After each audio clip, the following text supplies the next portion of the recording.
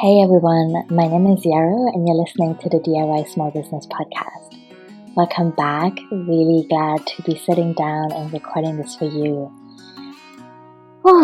This season is changing again. We're going towards deeper winter and a new year, and I thought it would be a good time to record a bite-sized episode just around numbers because they can have such a big impact on us in business. And I, in the last 2 weeks, had a few moments of really pausing and thinking about how I relate to numbers, how I hold myself accountable, what matters to me in numbers, and how that shifted this year.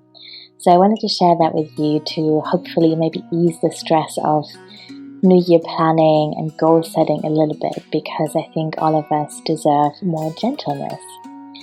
I really love Danette Relic, who is not a business mentor. She does completely different work around self-love and self-marriage, and her podcast is called The Soft Shoulder, which I adore. But she is talking a lot about pouring compassion sauce on everything, and that concept or that idea really feels so true and potent for me in all kinds of areas of life. But yeah, like I said, in the last few weeks, I've been specifically thinking about numbers and what it means to really meet them with compassion. So, one thing that I want to offer us this year, just to kind of set the scene, is that it's okay to lower the bar all the way down. I certainly had different plans at the beginning of the year. I had more specific ideas about what I wanted to do and what my goals were, and they felt really good at the time. I think I was in a playful, intuitive, exploratory process of kind of defining them. And yet, when the pandemic hit, they also just kind of shifted very quickly, and I poured love and attention and energy into different things. And I think I also want to say that maybe from the outside, it looked like I have done a lot this year. I published a book and wrote it obviously in spring in the first bigger, fuller lockdown here. And I have grown the Embodied Business community, which I love.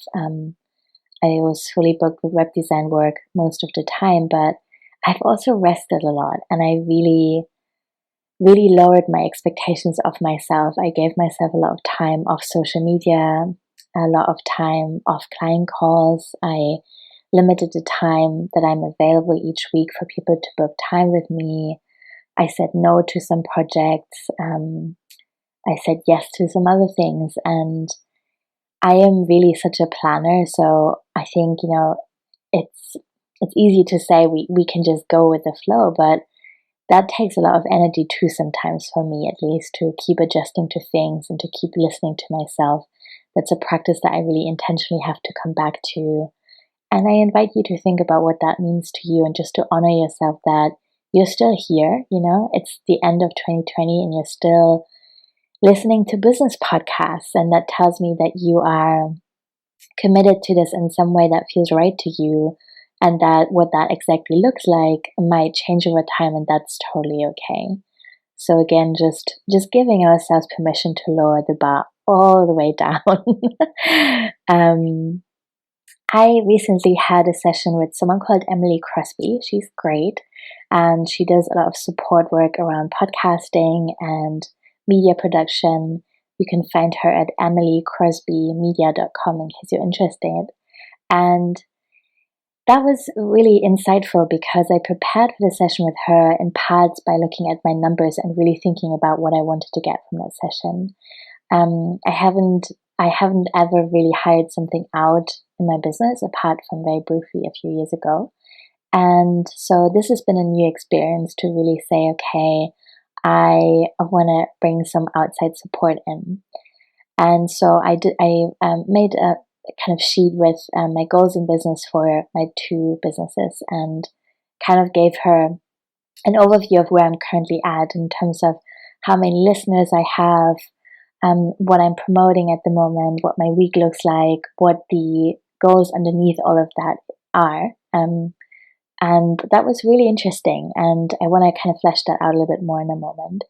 And so, yeah, I am excited also that both my podcasts are going to receive a little bit of an uplift from working with Emily, because there's so much technical stuff that I never really had time to pay attention to. And I hear people say sometimes like, oh my God, you have two businesses rather than one. And then you run, so many different projects and you do one-on-one work and it's so much. And I think this session also kind of illustrated to me in a really kind and gentle and positive way that it's possible for me to be doing all these different things because I'm not a perfectionist at all. And there's actually quite a few things around my podcast around meta descriptions and SEO and the way I record and the sound quality that I haven't had a chance to pay any attention to just because I allowed myself to do it in the easiest way possible for me. And that was totally right. I don't regret that. And, I think that's just been a really good day, a good way for me to just get stuff done. And now I'm at a place where I can pause a little bit and say, hey, like, is there a way to set this up in a way that's better and that's going to produce a better outcome in terms of sound quality, for example, or in terms of the people that can find the podcast that maybe haven't heard of it before. So I'm excited to implement that over the next few weeks, and I really hope that in the new year, I'll have more exciting episodes to share with you, and that it will be noticeable in some ways. And of course, if you have any feedback or if you have any topics that you want me to talk about, I'm really open to hearing that. So, trying to not to rumble too far and come back to my subject of what is enough and how do we relate to numbers. I think where I would like to begin is an invitation to think about why we look at numbers and why they matter to us. And is that this sense of they matter, is that inherent to our goals and what we believe in business, or is that an external story that we have internalized in some way? And I think this unlearning process of these external stories is really kind of an ongoing thing for me. It's not like waking up one day and being like, well, I totally play by my own rules now. Everything is totally clear to me. I understand my own intuition and motivations. Is often not that simple, but it's really important and beautiful to be engaged in that process of questioning what feels really true for us. So one number segment, for example, that I am engaged with in my work is the time and how I spend it. And when I work with someone on a website, for example, I usually give them a package offer. So there's like a fixed price that they pay upfront or in installments, and then I work on the site until it's completely beautiful and in the way that they want it to be. And that means, of course, that the time I spend on each project varies a lot, so I have to price based on kind of an average. And that also means that I have to get to this average by kind of tracking my time over a certain amount of projects to get a good feeling. And this is something that I'm trying to come back to, because of course it's changing. In some ways, the website I have built sometimes have been becoming more complex, have more features such as membership integrations or more complex shop setups. And in other ways, I've become faster because I've done it longer. And so really thinking about the way we spend our time, I think is beautiful and something really worth revisiting at least once a year. I don't have a particular tracking tool, but I just use an Excel sheet where I note down what I've done each week. I don't do this every week, but when I'm in a period of kind of deeper tracking and rethinking my prices, then I do that, and that feels really insightful to me. And when I think about pricing, I'm also making sure that I'm really naming what I'm spending each month on time that isn't directly paid. So that would be social media, writing newsletters, doing PR outreach, doing other kinds of admin, and I'm just kind of really acknowledging myself for doing that work and putting that time in and putting a number on that as well, I think is really good. Another angle in which I'm thinking about numbers is, what do I really need? I think this year has obviously brought up so many questions about how we live, what is good enough, what do we really need as people, what is important, what kind of industries do we want to rescue, how are we're structuring on big global scales, but also in our personal lives, like what really matters has become the question in so many ways. And money is a tricky subject. I don't want to dive too deeply into kind of money mindset work here, but one thing that I want to offer is to occasionally ask yourself what you really need and what it means to be good enough or right-sized. You might relate to this word differently, but to me, being right-sized felt really exciting to explore this year. So to thinking about how I can actually embrace limitations that I'm living with in a really positive way. So for example, in the depth of the first lockdown, really acknowledging that I needed to cut the workload I had each week way back because I was not feeling the same levels of energy. I needed more rest time to integrate, kind of being in shock in some way, being creative, just being outside with my dogs in the woods by myself. And that impacted my income, of course. And whenever I was feeling waves of anxiety around that, it felt really helpful to sit down with an Excel sheet and really ask myself, what do I really need to make sure that my basic needs are met? And from my own experience in my first few years in business, even though I was living with so much anxiety around money and basic needs being met, I wasn't always clear on that, which seems so strange to me now because clarity is something for me that really eases anxiety. And so I don't want to live with this fuzzy feeling of feeling like, oh, is it enough? Like, am I allowed to spend X?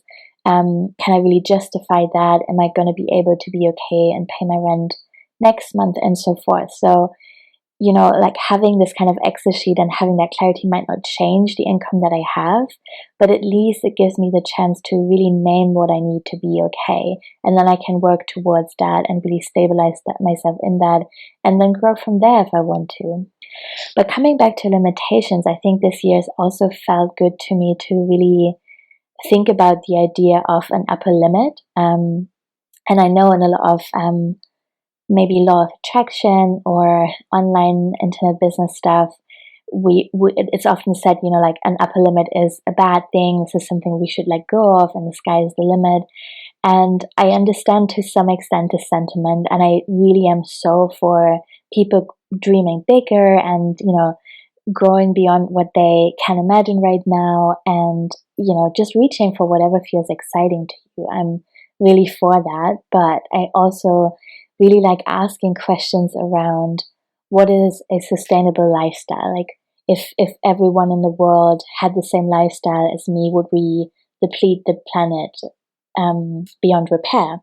Which in some ways obviously is already what we're doing anyway, which is probably a subject for another episode. But having moved into this home that I am now has really just satisfied something inside of me that I've been feeling for a long time. I've always craved secure housing. I always wanted to own my home, paint the walls, grow a garden, and feel really rooted in one place. And I'm so grateful that I've been able to make that happen for myself this year. And having that need met also made me feel like, oh, actually, I don't want to reach beyond that. Like, this is good enough for me. It's enough space. It's a beautiful, it's a beautiful home. And I'm also really happy that I am limited in some ways by the storage space that I have, because it means I have to be really intentional with the things that I bring in here. And I really embrace that. I welcome that. I think that's really beautiful.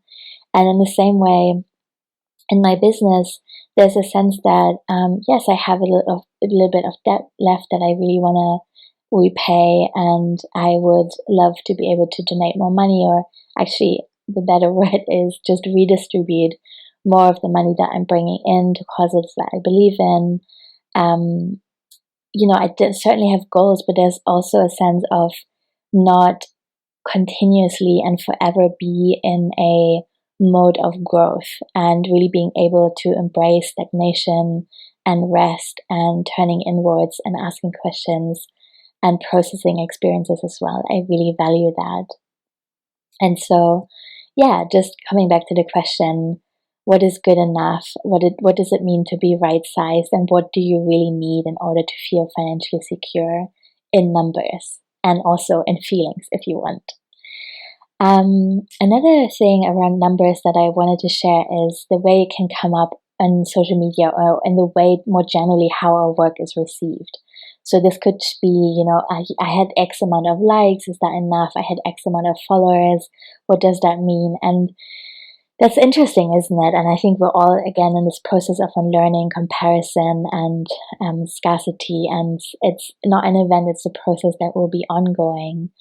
And I know you probably have heard this idea before, and I just wanted to mention it again because I think it's really powerful. But what if we pause more often and really imagine the people that have liked something or bought something from us or are on our newsletter, and imagine them standing together in a room or on a street or in a park or something. And that's feeling so beautiful to hold, to really imagine these people standing there saying yes to you and showing up for your work.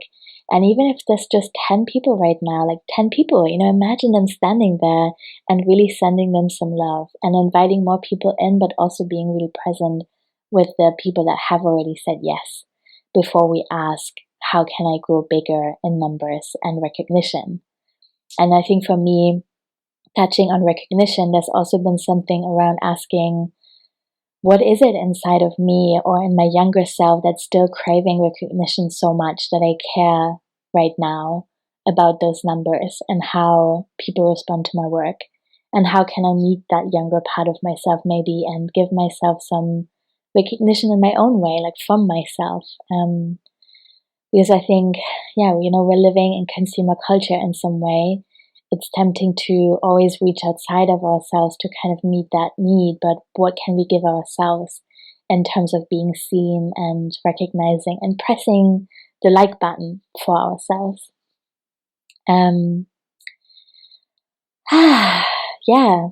I think it also brings up questions around what it means to be creatively fulfilled. So I started a small print making practice, for example, recently. And this has been such a joy. I really enjoyed working off screen and doing something with my hands and sharing some creative ideas I had with the world on Instagram. And I want to be really honest, it did matter to me how many people clicked like, or that some people bought prints and supported my work in this way. And I think I'm just sitting with that for now, I'm just noticing that in myself, like I really appreciate that, and that's the truth, and what does that mean for my work? And again, how can I kind of build more resilience in myself by giving myself some of that feedback that I maybe want to from other people? Another thing around Instagram that I found interesting is thinking about effectiveness, and in terms of numbers, how much time are we putting into this and what are we getting from it? So I think there are so many beautiful reasons for wanting to be on social media that aren't actually about numbers or newsletter signups or sales or whatever. And I think it's important to name them and really think about them, of course.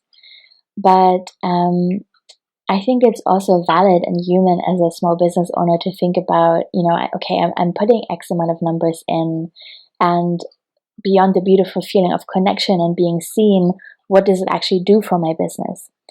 I took a 6-month social media break in 2019, which was really beautiful and refreshing and important for my business in lots of ways.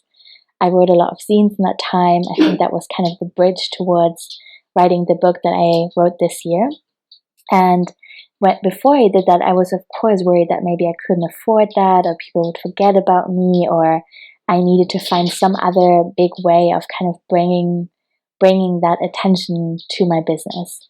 And what I found was that on average, I'm actually just receiving 100 clicks from Instagram to my different business sites a month. And I know that because I have a custom landing page that I built on my website. And so in my stats for my website, I can see how many people have landed on that page that you only get to from Instagram that particular month. And it's 100 people. And I think that's a great number. Again, I want to imagine, these 100 people standing somewhere, clicking on that link. And while they can click on so many different things on Instagram and the internet at large, they've decided to spend some time on my website, and that's really beautiful. But I think especially before I took that social media break, I really had the sense that I was so present on there. I was spending so much time on Instagram and really making an effort of creating nice graphics and being part of a conversation and always being on top of my direct messages. all this kind of stuff that goes into it. And then to see like the result of that is 100 clicks a month was kind of a little bit sobering in a way, because I was also using a time tracker. And I noticed that at the time before I took the social media break, I was spending on average 10 hours a week on Instagram. And I know this is a shocking number, and also I know I'm not alone. This is very common. I also know, of course, that not all of that time was spent on business activities, because it's also an account in which, through which I connect with my friends and see what they're up to. I search for inspiration, all that kind of stuff. And so I can't say, well, I have poured 10 hours into this, but nevertheless, on average, I was spending about 40 hours a month on Instagram, and I was getting 100 clicks. And that's so disproportionate, right? Like that is just a terrible use of time if you want to really look at it from that numbers point of view. And that kind of really opened my eyes and made me think like, hey, if my goal is to create connections with people, to have conversations, to bring attention to my work, to do visual research maybe, then is 40 hours a month really the right thing to do for 100 clicks? And of course, there's been other stuff that I got from it, but still, this is an interesting question. And I asked myself, well, what if I spend 20 of those hours on reaching out to other podcasters, inviting people to be guests on my show, researching stuff, reading books people wrote with interesting thoughts? And yeah, that was something that really kind of in a big way changed my relationship to numbers, and also how to track things and relate to my own goals. And it really allowed me to soften a little bit and ask some more questions. So I hope this little ramble has given you some food for thought as well, and maybe some space to kind of expand your definition of what a goal for the next year is, and what you want to pay attention to, and what you even want to track in terms of numbers, because maybe you don't want to track anything right now and you just want to exist, and that's okay too. I have more interviews to share in the new year, which I'm excited about. The Embodied Business community is going to open on the 13th of January for 15 new people. You can get on the waitlist if you're interested in that. It's going to be $300 or 3 payments of $100, a whole year of group coaching and life workshops, a big course, and lots of lovely people to be in a community with. Let me know if you have any questions, and as always, thank you so much for listening.